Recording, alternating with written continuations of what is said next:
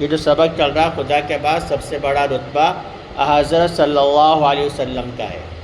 حضرت صلی اللہ علیہ وسلم یعنی حضرت محمد صلی اللہ علیہ وسلم۔ اللہ تعالیٰ نے کم و بیش 1,24,000 نبیوں کو بھیجا۔ نبی کس کو بولتے ہیں؟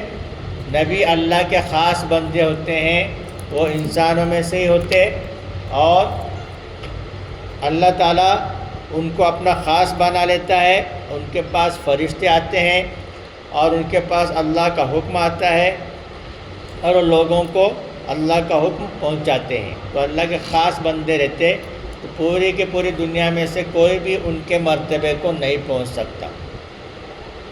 جیسے ہی نبیوں میں ہمارے نبی آخری نبی ہیں حضرت محمد مصطفیٰ صلی اللہ علیہ وسلم، اور آپ کا مرتبہ تمام نبیوں میں افضل ہے۔ اور جس نے ایمان کے حالت میں نبی کو دیکھا اور حضرت محمد صلی اللہ علیہ وسلم کو دیکھا ہو تو اس کو کہتے ہیں صحابی۔ کیا بولتے ہیں؟ صحابی۔ اور اس کے بعد میں ابھی اولیاء اکرام۔ اولیاء اکرام کس کو بولتے ہیں؟ کہ جو اللہ کی بہت زیادہ عبادت، اطاعت و فرما برداری کرتے، اللہ تعالیٰ کی نافرمانی نہیں کرتے، گناہ نہیں کرتے، گناہوں سے بچتے اور اللہ کی اطاعت و فرما برداری کرتے، تو یہ جو ولی ہے یہ ہر کوئی بن سکتا، ہر انسان ولی بننے کی کوشش کر سکتا اور ولی بن سکتا۔ جو جتنا پرہیزگار ہوگا اللہ کے اتنا قریب ہوگا، اللہ اس کو اتنا اپنے سے قریب کر لیں گے۔ اللہ فرماتے ہیں کہ میرا بندہ میری طرف چل کر آتا ہے تو میں اس کی طرف دوڑ کر چلتا ہوں، یعنی جتنا بندہ اللہ سے قریب جانا چاہتا ہے اللہ اس سے بھی زیادہ اس سے قریب ہوتے ہیں۔